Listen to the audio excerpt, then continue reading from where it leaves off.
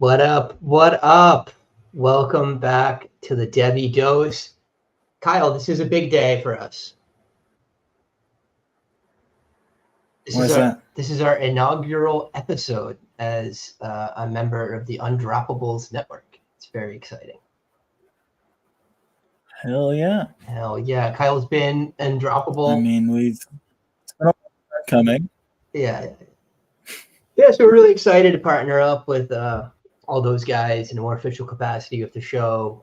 We love all their work, and we've been friends for a long time. So we thought it was time just to bring the show on board. And honestly, that's going to let us give you guys better content, more consistent content, us getting more support with graphics and things like that. And this, we are committed this year to really just upping the quality of the show for you guys. We know our information is already top tier, but we really want to get a little bit better production to you.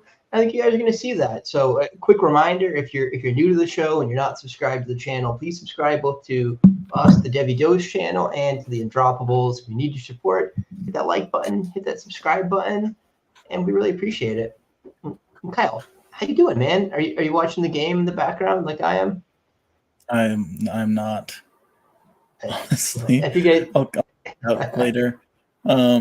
I mean, it's been a good week. I dropped my Devy rankings on Twitter, and they had some arguments in the replies, and always brings some joy to see some passion around.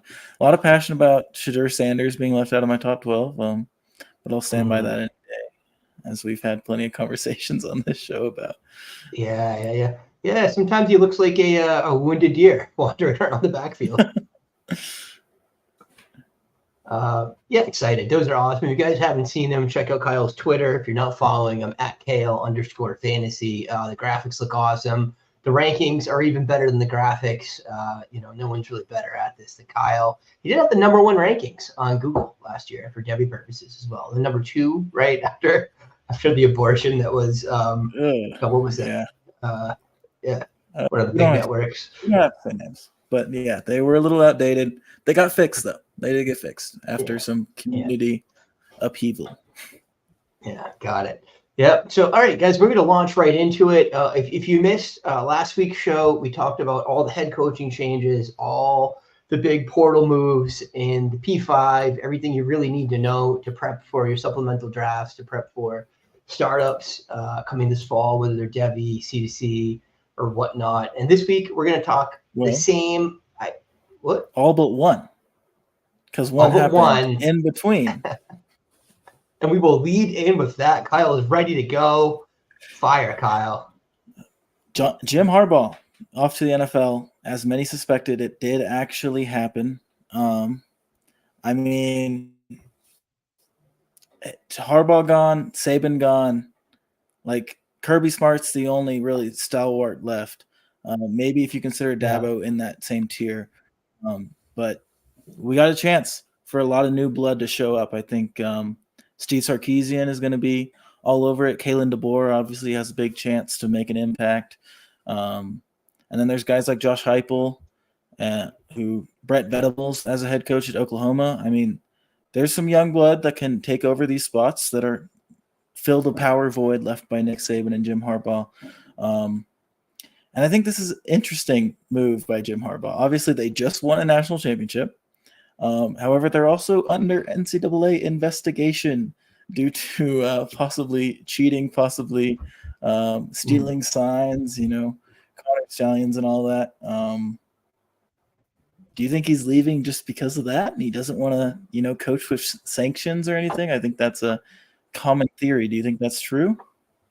I would say they were already saying he wanted to go back to the NFL like months ago. It's always been a rumor. It was a rumor last year. I would say it made the decision easier if he knows there's a shitstorm coming his way, right? Like, get out of the way, go get the NFL money. And no one's going to remember that in 5 years, except like Michigan fans and other, fans of schools that played against him, right? Everyone else is just going to remember, what Harbaugh won and what he's doing in the NFL, either terrible or good, right? That's what the casual fan's going to remember. So it seemed like a wise decision to me. Sure. Well, we can move on, just like Michigan will, to Sharon Moore. This seemed like the obvious hire after he was the interim head coach during Jim Harbaugh's suspension this year and went 4-0. Handled, I believe, Penn State was the big game that was under his watch, maybe Ohio State as well. But yeah, I mean, he's took his licks. I mean, he's moved up pretty quick. He's definitely new blood. He started his career at Louisville and Central Michigan as the tight ends coach at both those spots, and then moved to Michigan in 2018, filling that same role, and then was promoted in 2021 to co-offensive coordinator and O-line coach. And he just did a great job with those offensive linemen, led that unit to become, one of the best in the country year after year over the last 3 years. And that's really been the catalyst to their success in recent memories. So I think this is a deserved promotion for Sharon Moore, and I think he's probably going to do a good job. I think there are obviously question marks moving on from somebody with the name as big as Harbaugh, but he ranked 21st in 24/7's recruiter rankings last year. So I think that's encouraging if that's what your concern is, for sure. Yeah. And I think as long as they keep the offensive line machine going, which linemen got to know, right, that like Michigan's a place to go. And you probably know that Sharon Moore has been a part of that. So as long as they keep that machine going, the offense will work, even if you go down a little bit of a tier in other positions. Like even, you saw Michigan a few years back when it was, who was it, Cade Namara or whatever.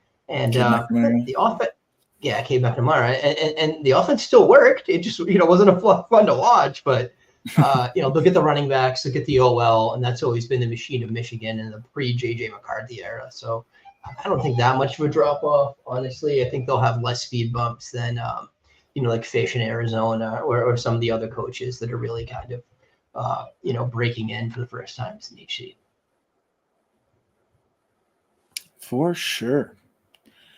Now we get to talk about the fun stuff. Now we get to move on from, the big schools that everybody cares about. I don't care. I want to talk about the group of five and all these little schools that are just going to score me college fantasy football points. And we're going to do that. We're going to start with Nevada going out west. Ken Wilson got fired after definitely a down year, not a very good year for Nevada. They bring in Jeff Choate, who was the Washington, D.C., and the former head coach of Montana State. He's known for developing pro talent. Unfortunately, we don't know quite what this offense is going to look like next year, as they have not hired an offensive coordinator, to my research, at least. I haven't found any. But they do bring in some interesting players from the portal. And first of all, more importantly, they do lose probably their best piece on offense in Jamal Bell, the wide receiver who had some really significant CFF weeks last year. He's gone, but they bring in some new guys. They bring in former 4-star, 5-star, highly touted recruit. Started his career at Florida State and moved to Nebraska and is now moving to Nevada, Chuba Purdy. Obviously, you have to presume him the starter at this point, but I mean, we've seen guys with this kind of pedigree move down and still not be the guy. I mean, Harrison Bailey comes to mind immediately from Tennessee, going to UNLV and then not winning that job. And I don't think Chuba started a game yet in his 3-year career that I can remember. Yeah. They also bring in the Boston College 5th or 6th year running back Pat Garwo III. He'll make an impact, I think, for CFF if that's the guy that you want to target. I fully support it, although I think the ceiling's a little capped, but it is what it is. And then they bring in West Virginia wide receiver Cortez Braum, who's a former Hutchinson Community College guy, JUCO guy, who had some hype coming out of JUCO. So I think he can make an impact, maybe fill that Jamal Bell role as the wide receiver 1 in Nevada. Yeah, hopeful a return to fantasy football relevance for that program. So this is one of the more fun ones here. Tulane, obviously Coach Fritz has moved on to Houston, and program is being taken over by John Summerall, who was the Troy head coach last year. They won their division, right? If they didn't, they were dang close. They were a very good team last year. They were in the championship game, at least. I believe they won, though. And the Troy OC from last year, Joe Craddock, came right along with him. Now, the portal here is the biggest haul for a G5 program I've seen in the past few years. Let's fire them off. You got USC wide receiver Mario Williams, high 4-star, has had some flashes. Bama wide receiver Shaz Preston, who was a very high 4-star, like borderline 5-star prospect. Didn't do much last year at Alabama, but that's not shocking. Idaho wide receiver Terez Trainer, UCF wide receiver Jalen Griffin, who, again, that's solid college wide receiver. Like, he's had some good games here and there. Oregon QB Ty Thompson. Can we resurrect Ty Thompson's career? Let's find out. And they kept QB Horton despite him entering the portal. He did come back out. They also had some guys going out, but I don't think anyone that's going to really hobble them here. Wide receiver Chris Brazel, Tyrick Presley, and their third string QB Carson Haggard. Was one of them a big deal for them, Kyle? Brazel was their leading receiver last year. Got it. But Brazel was the leading receiver last year. I think he's a good player. Mario Williams is better than Brazel, though, right? Like, he's not a superstar at USC. I mean, well, one of them's moving from the P5 to the G5, and one of them's moving from the G5 to the P5. So can't hold on to 24/7 priors forever, I don't know. Mario Williams was good. No, I think this is interesting for sure. Oklahoma. Yeah. So, so they were a run-heavy offense in 2023. We're wondering if all these wide receivers were promised a little bit more of a passing game coming in. We'll find out. And then Kyle's big note here was if they do run the ball like that, Mackie Hughes is in for a big season. You like Hughes as a player? Hughes had a really good freshman season last year. And he's a guy who's, starting to crack Devy lists, and I think I have him in the 30s or 40s. So I think he's a guy with legit talent at the G5 level. So I think if they're going to run the ball, they're going to run the ball through him, and he's going to have a good season. But obviously they do bring in a highly touted quarterback, a bunch of highly touted wide receivers. I mean, it does look like they are going to try to throw the ball. But if that doesn't work for them, Mo Reliable's right behind the quarterback, and they'll probably go shift back to that.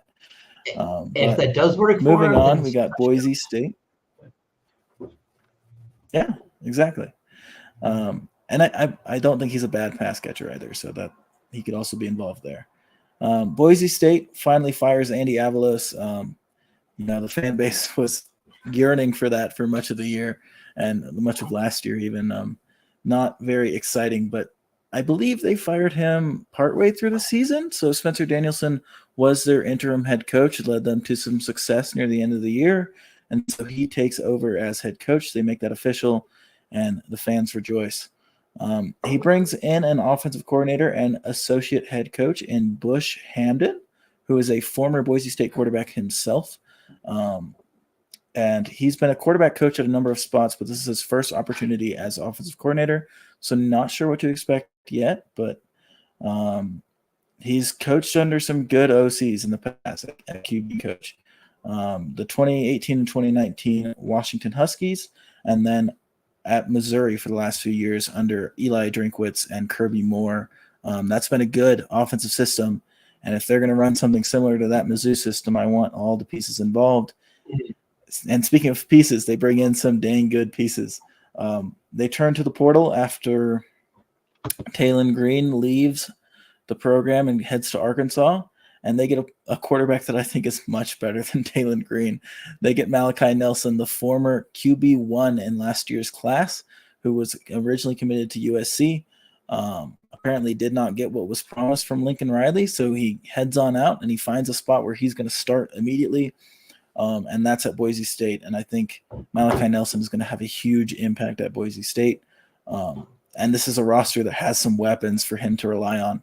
Obviously, Ashton Jeanty returns from last year. I think he's one of the 5 to 10 best backs in college football.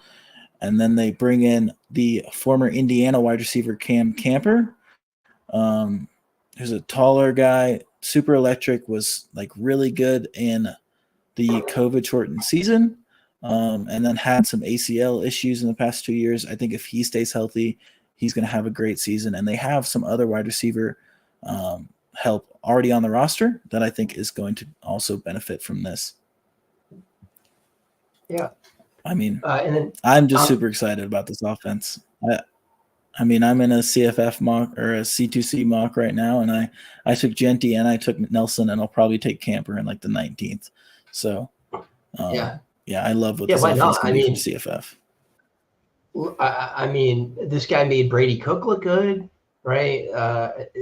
Obviously, was coaching Luther Burden, helped him rise to superstardom. So, lots of reasons to be excited about these guys. And King Camper has kind of, some of that like super athletic, style to his game that Burden does. So, God, man, maybe you'll see him play that power slot and really just like crush yardage and reception totals.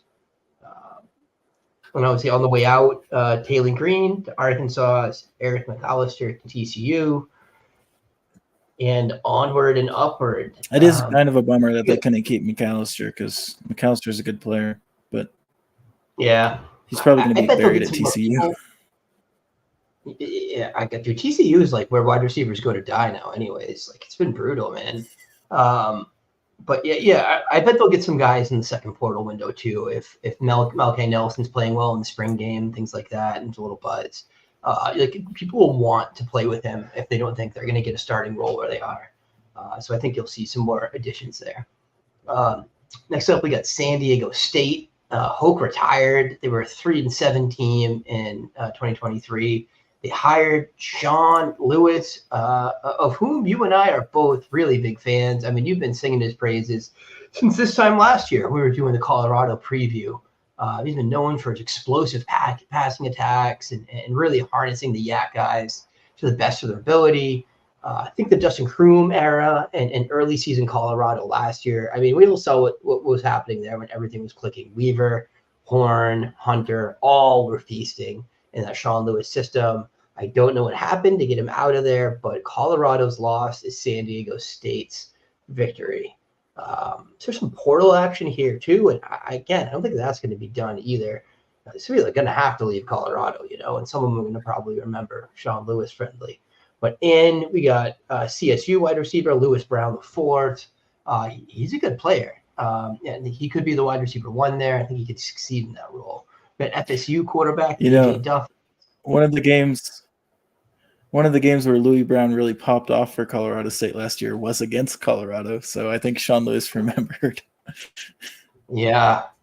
Yep. FSU QB AJ Duffy, a good player, a high 4-star. He played a little bit last year or in spring game. I remember seeing him play a little bit, and he was competent. WVU wide receiver Jashawn Polk, really good player, solid college wide receiver. And USC tight end Jude Wolf. He was USC's starter before Deuce kind of stole his lunch there. And he was a high 4-star too a couple years back. Kid's got to be 23 already. He was still a 4-star in the portal rankings. Oh, really? No. Maybe just more of a blocker, and we don't really, see his name come up that much. Unfortunately, Mark Bredman, who was great for them last year, goes to Louisville, and wide receiver Raphael William goes to Pitt. Anything else in San Diego State? I mean, this is kind of exciting, right? Yeah, I mean, we got the graphic over here. Sean Lewis quarterbacks are typically very good. Shadur is the one on the bottom. Obviously, he had some issues after Lewis left, and also some injury issues where he played like 2 half games, which lowered his number. But like that QB1 season is Dustin Crum in 2020. QB9 is Dustin Crum in 2021. So obviously QB friendly system. So I'm looking at AJ Duffy if he were to win the job to have a good CFF season, and then a wide receiver friendly system as well. And it's typically it can be 2 guys. I mean, obviously, like guys like Isaiah McCoy feasted at Kent State, but I mean, last year Xavier Weaver averaged 18 fantasy points in PPR, but Jimmy Horn was also viable. Travis Hunter was viable. So obviously, I think Louis Brown will probably be the wide receiver 1 for this team, but I'd watch for Jashawn Polk or anyone else they bring in to also have a pretty solid season. But yeah, definitely watching this camp battle to see who wins the quarterback job. Yeah, awesome. Great graphic there, Kyle. A lot to be excited about there. And then obviously, I mean, they're a Mountain West team, right? So there's definitely shootout potential every week with those defenses. You want to lead off on UTEP? Sure. Texas at El Paso. They finally fired Dimmel. He had a rough season last year. And they bring in Scotty Walden, a guy from my home state of Tennessee, who was the former coach of Austin Peay, a little school in Clarksville, Tennessee, a little FCS program, who's had some really good success over the last few years. I mean, they actually played Tennessee close last year. It was like 9-9 right before halftime, and we were starting to sweat as Tennessee fans. But Austin Peay has won two conference titles in the last 4 years since Walden took over. They ranked 4th in passing efficiency last year, 9th in scoring, 13th in pass offense, and 15th in total offense in the FCS. This is a good offensive coach. I think Walden can do some good things at UTEP and make some CFF players quite happy, even if it doesn't necessarily translate to the win column.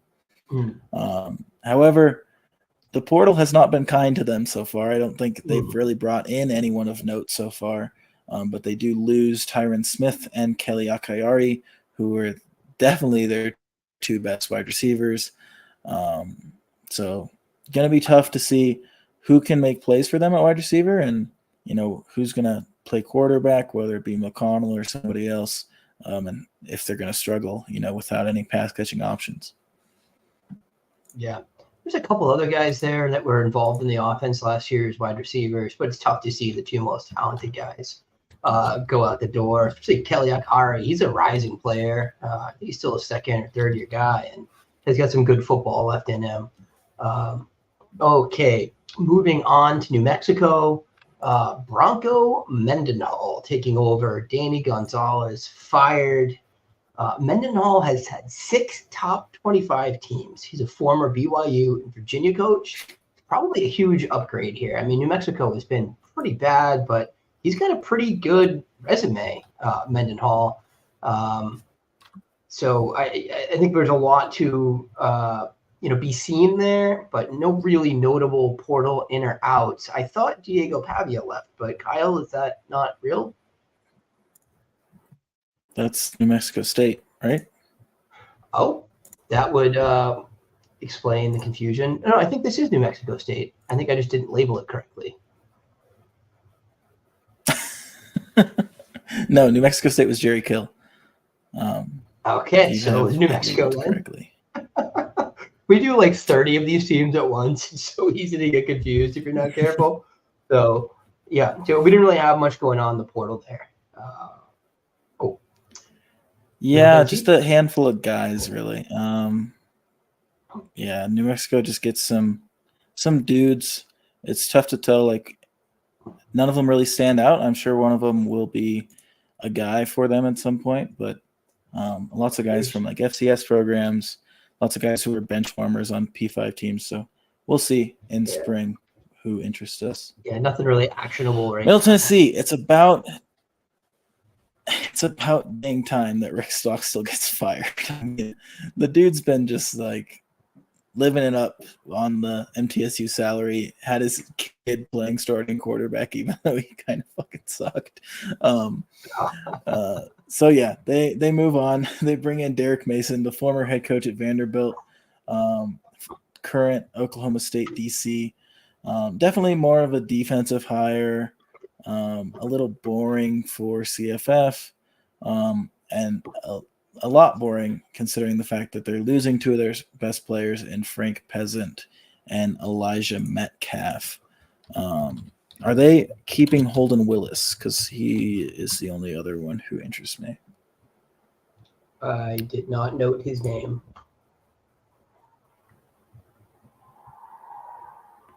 It would appear he is not transferring. He either graduated or is still playing. So, got it. I don't know. I mean, if everybody else is gone, it could be a good season for Holden Willis. if you have him, he's a cheat code because he's listed as a tight end in Fantrax, even though he's a wide receiver. But He's probably still on the waivers. The hope is that he still stays that way. Yeah, right. And that he remains kind of the guy. If he keeps tight end eligibility. Yeah, and if they keep the same offense, I'm very interested for whoever does become the starter, because I don't think Frank Bezant was like a world-class talent. I think he's a talented runner for a G5 level, but I think they can get another 3-star that can run at that level and keep that offense moving. So moving on. So JMU, this one's a little bit fun too. Kurt Signetti retired to take the Indiana job. Bobby Chesney comes in from Holy Cross, where he has had 4 straight titles. He's coming off an undefeated season, obviously moving up a level, but this sounds promising for the team, for actual, them in college football, and hopefully also for fantasy football. He did have a mobile quarterback last year. I don't have the kid's name here, but who was, a really electric player, ran for 1,200 yards. So they had some guys going out. Elijah Surratt to Indiana. Jordan McLeod was in the portal but hasn't committed anywhere. And then coming in, they have Dylan Morris, who was at TCU. Is that right, Kyle? No, Chandler Morris was TCU. Didn't he start at Washington?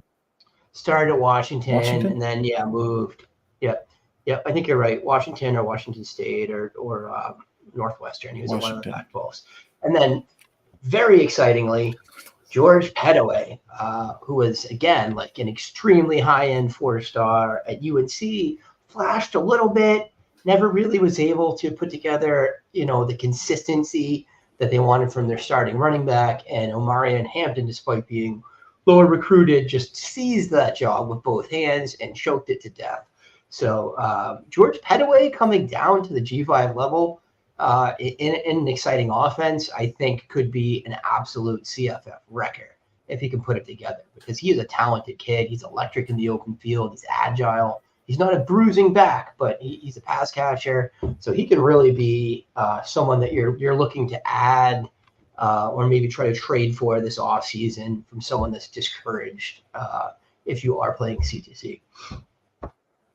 Yeah, and I mean, they also lose both their running backs that were on the team under Signetti. They both ended up at Indiana. So Kalen Black out of the way, the backup for Kalen Black out of the way. So at this point, there's a gaping hole there. So a lot of opportunity for Pettaway. Yes. Right. Moving on to a really quick one, because I think this one's pretty boring. And that's Troy. Obviously, we talked about Troy's staff moving to Tulane. So they needed to be replaced. They bring in Gerald Parker from Notre Dame, the former Notre Dame offensive coordinator.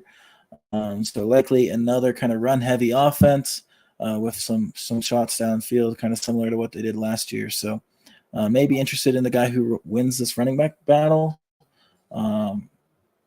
But not a lot going on in terms of the portal either. Nothing interesting on offense, at least. So quick one there. Yeah.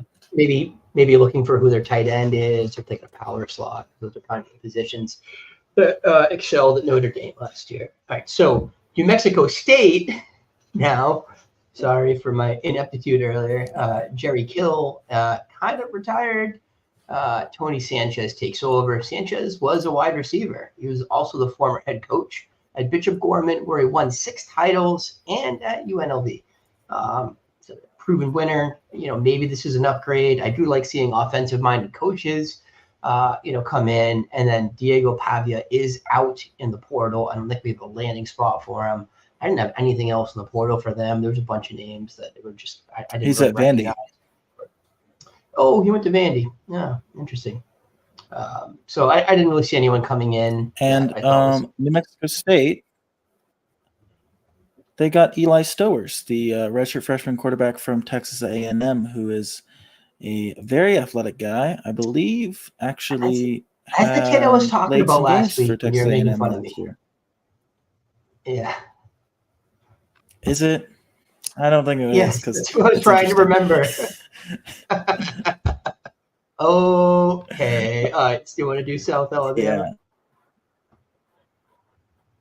Yeah. Sure. South Alabama, Ken Womack, goes and teams up with Kalen DeBoer, takes a DC job at Normal, Alabama, not the head coach job at South Alabama. So moves a little bit far north, and Major Applewhite takes over. He was the OC there at South Alabama. He was pretty successful. He's always had good offenses in CFB, just limited success in the win column despite those good offenses. So super interested in whoever can take over the reins for this team. Obviously, there are some big voids. I believe their quarterback graduated, and Colin Lacey left for Louisville, moved up and took that opportunity. So definitely a void in the wide receiver room, a void in the quarterback room, but there are some interesting guys on the roster. Devin Voisin, who's had some good games in the past, could be that guy at wide receiver, or possibly Javon Ivory, who was formerly at Memphis and had some good games at Memphis. Has had a couple good games at South Alabama. I think those two are the guys to watch for that wide receiver role. And then quarterback, obviously, big question mark. Gio Lopez is a guy who was a redshirt freshman this year.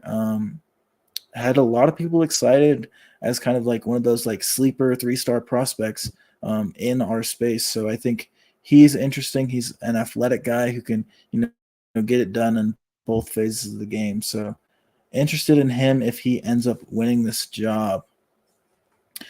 And then next up, we actually did sneak another Power 5 team in here because, realignment is confusing. And that is Big 12 Houston. Dana Holgerson gets fired after going 8-5. Not the success that Houston wanted from him. Obviously, he did have some good offenses with, Clayton Tune and Matthew Golden and whatnot.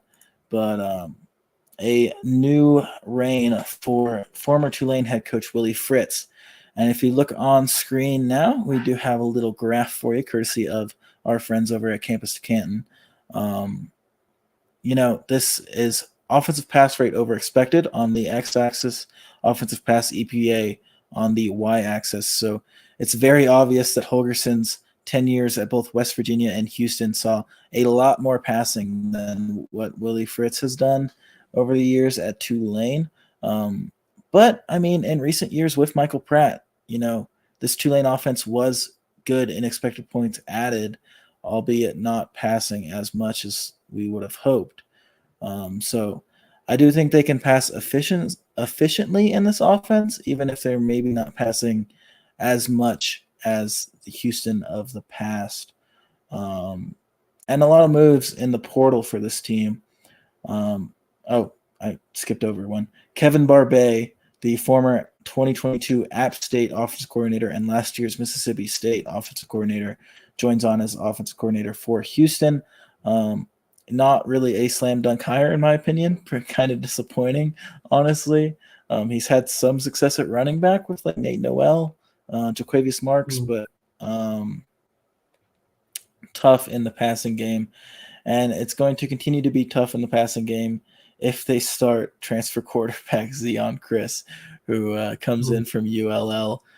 He's a hell of an athlete for sure. A great rusher of the football, one of the fastest players in college football, but not a great passer. So if they go that direction, I'm not super interested in a ton of these wide receivers or pass catching options. But if they do find a quarterback that I think can throw the ball, they do bring in a couple guys that I think are interesting. And one is Georgia wide receiver Mekhi Muse joins the team. He's a guy who probably shouldn't have committed to Georgia. Probably didn't have that pedigree out of high school, but has always kind of impressed the staff, but not enough to get on the field. Gets good notes during spring camp, but never really gets on the field. And then Michigan State tight end Malik Carr, who is super athletic for the tight end position, a guy that a lot of us had high hopes for coming out of high school. Gets another opportunity here in Houston, and I think he could make an impact, especially at a thin tight end position in CFF. And then the big one that they lose is Matthew Golden, a guy who many consider to be one of the 20 to 25 best wide receivers in the country. Moves up, moves on, goes to Texas, has the opportunity to be the wide receiver one for a P5 program that's going to be a playoff contender for sure. So I don't blame him at all. But that does leave Samuel Brown on the roster, who was pretty impressive last year as a wide receiver 2. Could be, that guy as a wide receiver 1, and really make a CFF splash if this offense is humming. Yeah, I mean, I think you can pencil Samuel Brown in. It's a fairly early round selection in CFF drafts. He was great last year. I think he might have had more yardage than Golden on the season. Actually, I think Golden had more catches. Okay. Yeah, and hopefully Chris runs for like 2,000 yards, because that's the only way you're going to want anything to do with him. So Buffalo, Maurice Linguist retired. Pete Lembo is the new head coach. He was the head coach at Ball State. What? You're close. What? He didn't quite retire. He's the co-DC at Alabama. He retired from this job to go there. That must have been the language. So yeah, all right. The co-DC at Alabama. So Lembo was a head coach at Ball State. He was a special teams coordinator at South Carolina. The team did set more than 6 records during his tenure, including offense, passing yards, touchdowns. I think that was his Ball State teams. So it seemed like a really interesting hire for me, for an offense that has been run, punt for the past few years for the most part. Portal, a couple of guys come out. They were run touchdown when they had Lance Leipold. Right. And the kid that went to the Cardinals, the Commanders, was good. Jared Patterson. Yeah. So anyways, Cole Snyder out, Cameron Ball out. I didn't really have anything interesting coming in, but I am going to be interested, to watch and see how they do early in the season, to see, how spring games and stuff goes, if we can find any information on that, because I do think that Lembo has some talent and could get the offense moving there.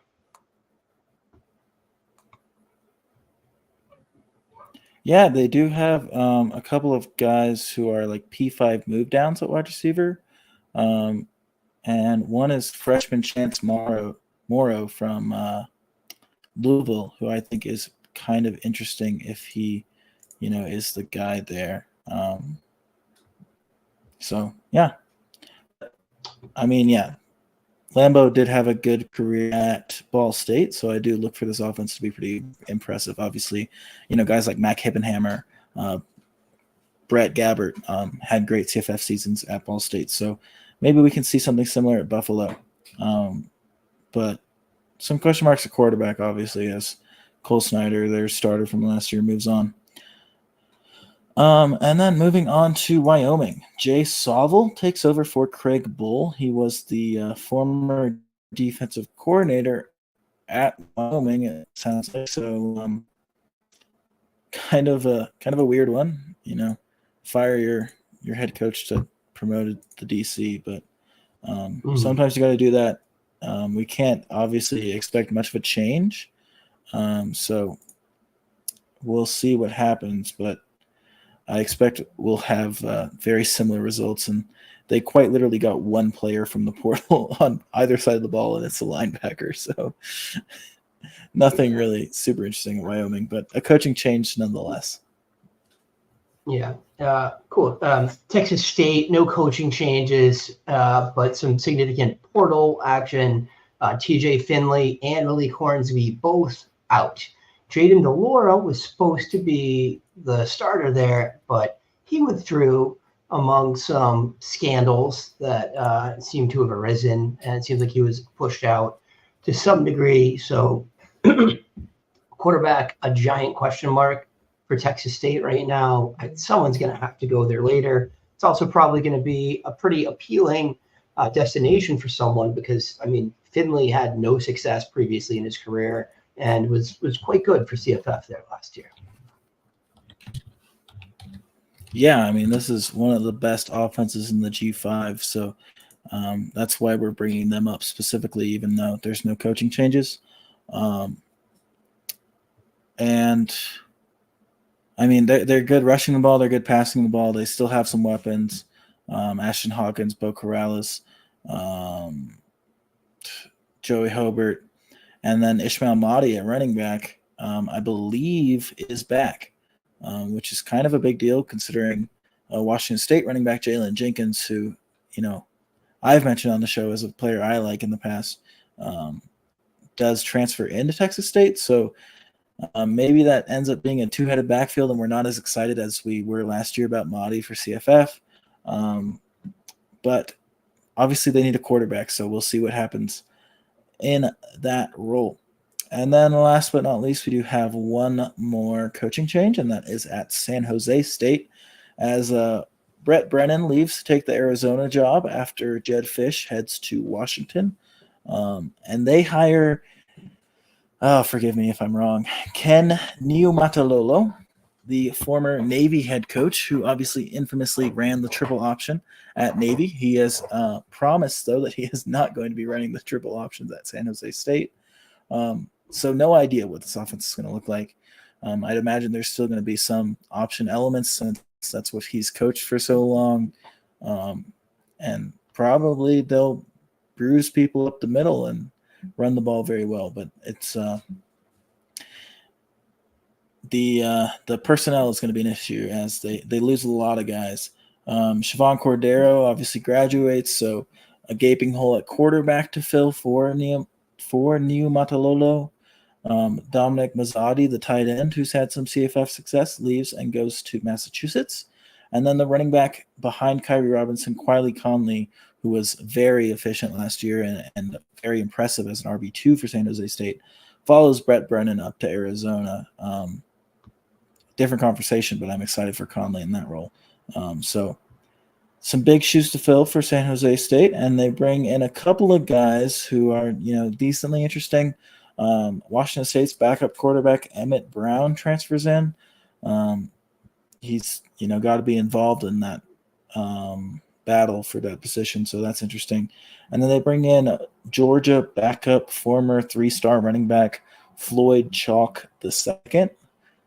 Heck of a name, first of all, but I mean, could be interesting in this offense for sure if a former Georgia guy running it up the gut in a Navy style ish offense. So that's interesting. And then I think that's all we've got for like teams and coaching changes.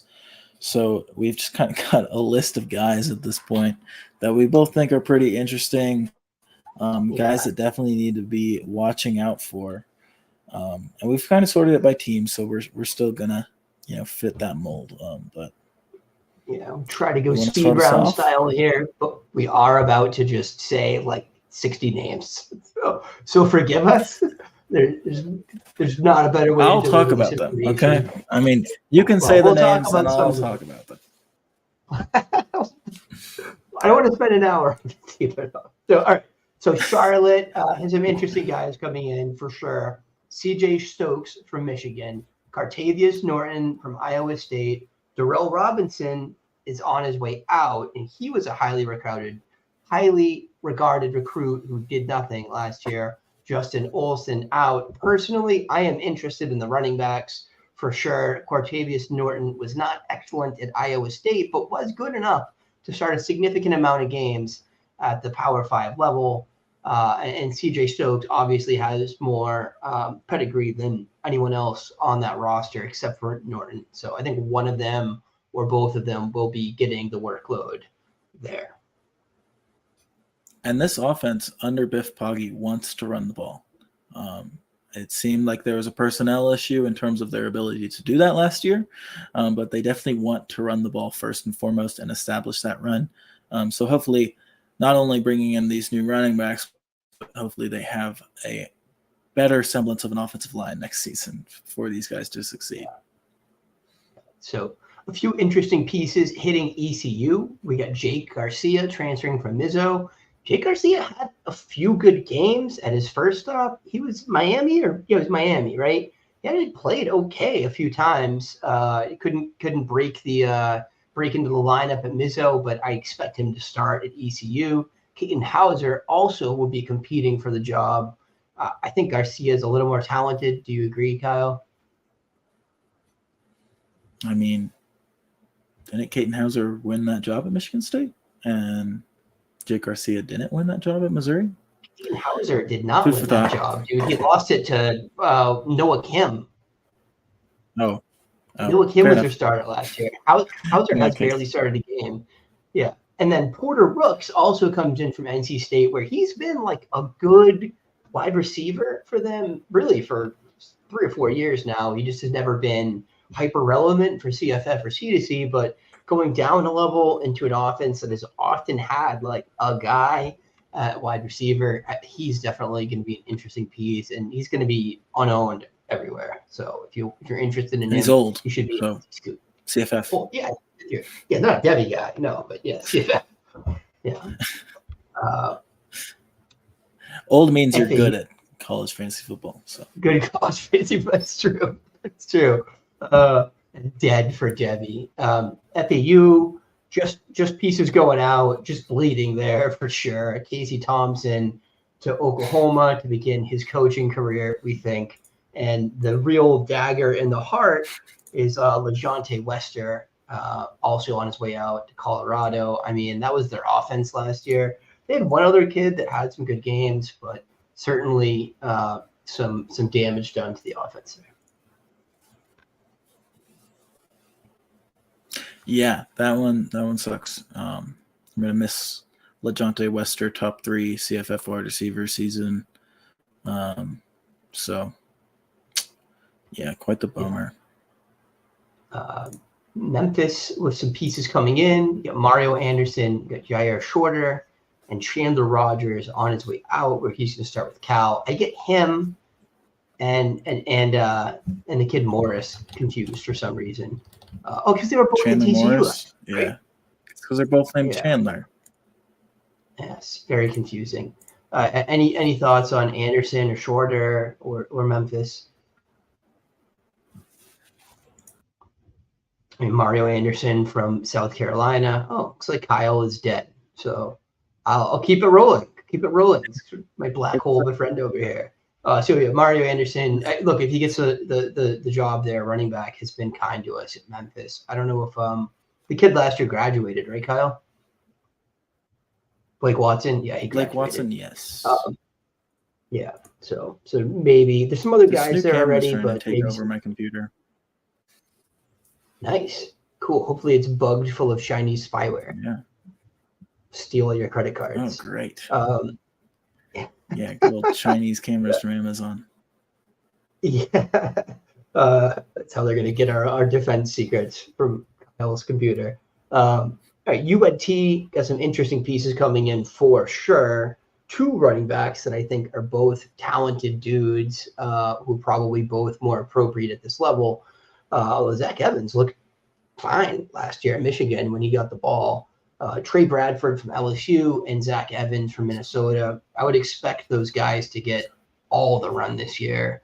I do think Evans is more talented than Bradford. And they also get DT Sheffield from Washington State, who should be a significant addition at wide receiver. Yeah, I'm hopeful there. I think Jay Macklin is still around. So, no, Jay Macklin transferred out, didn't he? I don't remember.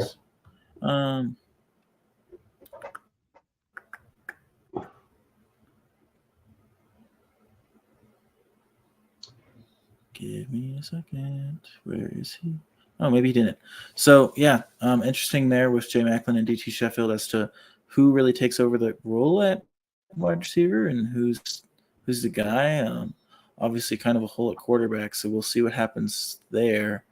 But oh no, Chandler Morris is coming in from TCU, so he's the guy. We've got this wrong. Oh, nice. But yeah, so Chandler Morris, DT Sheffield, Zach Evans, Trey Bradford. I mean, this is pretty talented for a G5 roster. So excited to see what they can become. Yeah, nice. Chandler Rogers out of Memphis, Chandler Morris in at UNT. Temple, unfortunately, just losses. One big loss, one big addition for me. EJ Warner moving on to Rice, where I'm very excited for him because I thought he was adequate at Temple, and I think Rice has a little bit of a softer schedule. And also, he's a young man. I think he's going to get better, too, as he gets more experience. And then I'm excited for Antoine the Train Littleton, transferring from Maryland. I mean, gosh, who was the kid last year?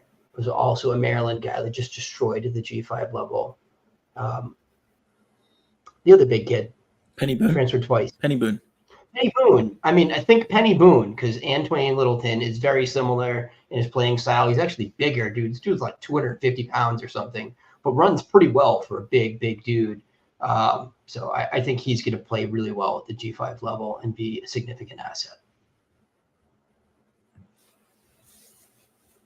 Yeah. Moving on to UAB, the Blazers. They bring in Armani Goodwin from LSU, the running back. I think Armani Goodwin is a very talented running back. I think he really showed some flashes at LSU when he had those opportunities. So I'm very excited about him at UAB. They also bring in John Kitna's son, Jalen Kitna, to play quarterback, possibly. So I don't know.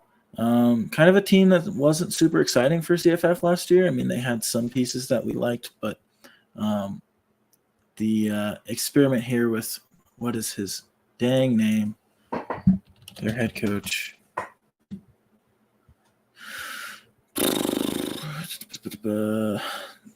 God, I am just like forgetting everything. He's a former NFL quarterback, you know. Trent Dilfer, that guy. Yeah, Trent Dilfer. Dilfer's the coach there. That experiment is going interestingly. So we'll see what happens with Goodwin and Kitna. Armani Goodwin, good. That's the takeaway there. UTSA brings in DJ Allen from TCU, was for many top 10-ish wide receiver in his class 2 seasons ago. Super athletic kid. Just again, TCU has been just death for wide receivers. If you weren't Quentin Johnson the past few years. So interested to see what he could do going down a level. Could be nothing, but could be a beast.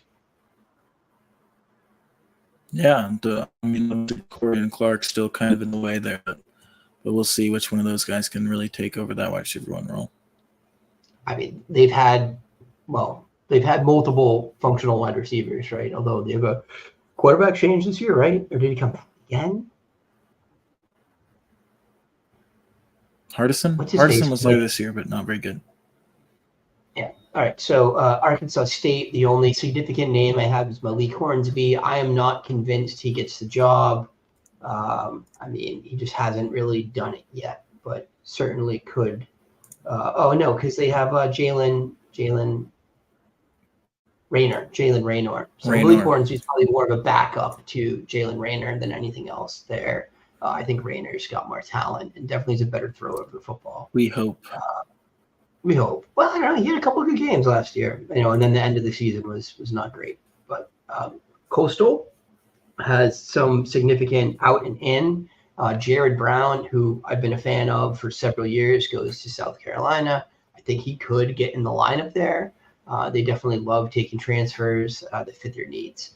Grayson McCall, CFF superstar for the past 6 years or so, moves on to NC State, where I expect he starts. And Noah Kim, the aforementioned Michigan State quarterback from last year, transfers in. And Kim was adequate last year. He certainly wasn't a starter for CFF, but his first year starting, he held down the ship for Michigan State. So I expect that he will be able to play football at the G5 level.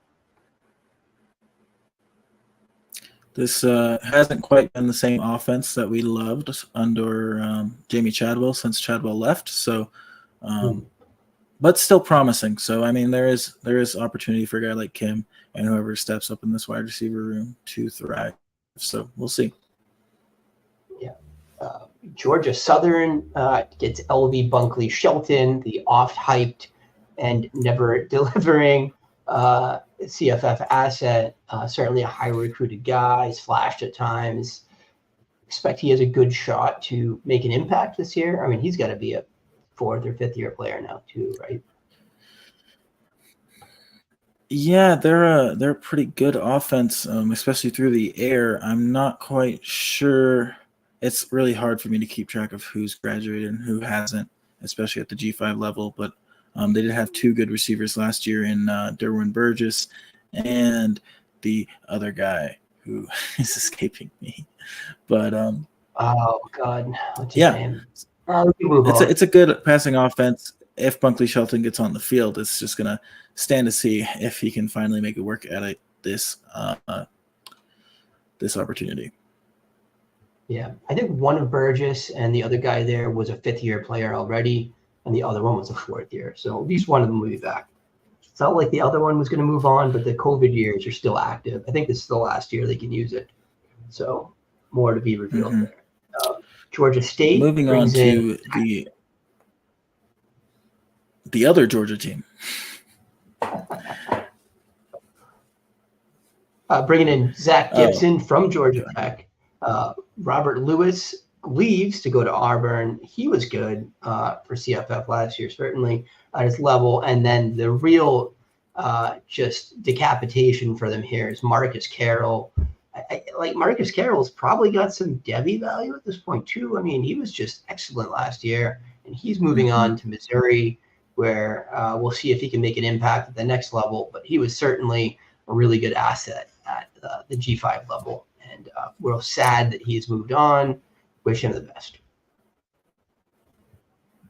I think you have to expect Zach Gibson to be named the starter here, considering Darren Granger is done with college football. So Gibson, had a good season too with Akron back in the day with Kanata Mumfield. Obviously did not win that job at Georgia Tech. So interesting to see him move back down and hopefully revitalize his college career. They do bring in a couple of, former P5 backups at running back, which might be interesting.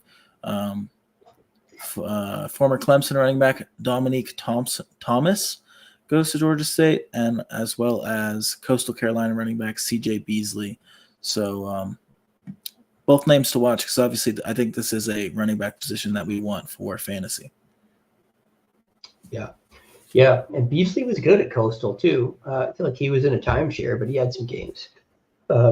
Next up's Louisiana. The only move I had was Zion Chris going out. Am I missing anything? No. So nothing really to talk about there. Marshall, pretty significant, I think. They bring in running back Jordan Houston, who was good at North Carolina State. They bring in Mitch Griffiths, starter last year for Wake, young quarterback still. I think he was a second-year player last year. So a lot of football to play still. And was adequate at Wake, had some good games and some bad games. And they bring in Elijah Metcalf from Michigan State. Michigan State? NT State? Mississippi State. Or Mississippi Middle State, Tennessee State. Sorry. There you Middle go. Tennessee State. Struggling. I abbreviated it correctly and yet could not figure it out. I think this is exciting, right? I mean, like Marshall is known for having just dominating RB1s. If Jordan Houston is that guy, he's going to be a guy that you have to have. Yeah. Handful of other, P5 washouts going in. On 3 lists, Tulsa quarterback Braylon Braxton is going to Marshall. So I think that actually does end up being a quarterback battle between him and Griffiths, but tough to say who will take that job. But yeah, I'm definitely interested in Houston. I'm definitely interested in Metcalf, considering they've brought in these 2 quarterbacks who I think are both pretty talented. And then there's a handful of other P5 washouts at wide receiver and tight end who are going to go over to Marshall. So we'll see during the spring which guys really get some steam behind them. Got it. So we got just a few names left here. So we'll kind of quick hit these. FIU, Chris Mitchell, who was excellent for CFF last year, is out to Notre Dame. We'll see if he can make an impact there. Do you have anything else for FIU? No, but Chris Mitchell's a very good football player. Yeah, he's good. I think he'll start at Notre Dame, I would think. And they don't really have anyone like him. like the he's a little shifty guy, right? So that may be an interesting acquisition for them. Jacksonville State brings in Brandon Spector, who's the backup quarterback from Clemson last year. Is that right? No, wide receiver. Wide receiver. So, but I mean, had to be a high 3 or 4 star. He wouldn't have been rostered at Clemson. He could be interesting. Sam Houston brings in Jace Bauer from Central Michigan. Anything to think about there, Kyle? Yeah, I think Bauer was a good rusher of the football when he was handed that job at Central Michigan. Obviously, kind of an in and out role there, but I think he's interesting for CFF if he wins the job at Sam Houston. Yeah. So Western Kentucky makes what could be a significant pull for them from TJ Finley at Texas State. Do you think Finley's a good fit for this offense? Are they similar to what he was doing at Texas State or Georgia Southern? I mean, yeah, Texas State was asking him to throw the ball all over the field too. So, I mean, I still think there's a very good chance that Connor Veltkamp ends up winning this job. It's definitely possible because I don't think they're like committing to Finley in any way, especially considering like Veltkamp entered the portal and they like fought to have him back. So it's going to be an interesting quarterback battle to watch for sure. And they also do bring in a running back I quite like, which is Bowling Green running back Teron Keith. Had some great games while the other guy was injured. So super interesting. Could be the guy there. Obviously, not as much success at running back in that system, but someone to monitor. Yeah, excellent. And then UNLV makes a really interesting pull, Thanks. I think. This is the kid I was trying to remember earlier, Jared Sluka from Holy Cross. Look, Sluka was getting like buzz at as a draft prospect at one point. Didn't throw the ball great last year. 1,700 yards, 20 touchdowns, 5 interceptions, adequate.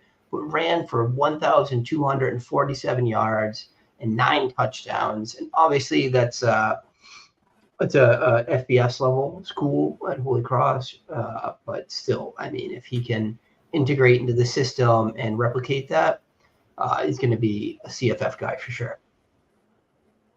Yeah, and obviously they lose their quarterback from last year, Jaden Mayava, who transfers to USC. So definitely an opening at that spot as well. 2 quick schools who don't really matter to me. Eastern Michigan, they get QB Cole Snyder from Buffalo. I mean, he's a starter probably. And Toledo loses their 2 best players. DeQuan Finn, the quarterback, heads to Baylor, will likely be the starter there. Penny Boone heads to Louisville, the running back. He'll likely be the starter there. So tough sledding for Toledo fans. And then Ball State, they get a wide receiver out of Akron, Josiah Gathings, who I think is quite talented. Akron's had, like 3 guys recently who have been like 600 to 800 yard receivers. Maybe as the one guy at Ball State, Josiah Gathings can be interesting. So, and they lose both the tight ends that we like, Brady Hunt and Tanner Koziol. So lots of opportunities. Did you see where they went? Oh, Hunt went somewhere that was crowded, right? He went to like South Carolina or something. Where did Koziol go? Not committed. Got it. Koziol's the interesting one there. And Hunt's great, but I think he's talented, but just God, man, they got some talent there already. So, guys, that's it. We did it. Kyle, we did it. We did it. So there's a big old information bomb. We just dropped on you guys. Definitely, check in with Kyle and I on Twitter if you have any questions about this. We put some time into researching this. Kyle knows CFBs as well as just about anyone out here. So, we're certainly happy to engage with you guys. And again, if you find this content useful, if you like this, please subscribe. We're trying to grow the band. We're trying to really expand and bring you guys content that you want to hear. So let us what you want to hear. Let us know what you want to hear and, what we're doing well, what could do better. But we're looking forward to bringing you, like more high quality graphics, production value this year as the year moves on. And I think we did this. So thank you, Kyle, for the graphics. You knocked that out of the park this week. That was awesome. So bravo, my friend. Yeah, we'll keep it chugging. We'll get even better. So stay tuned. Get better. All right. Any parting shots, my friend? I got nothing.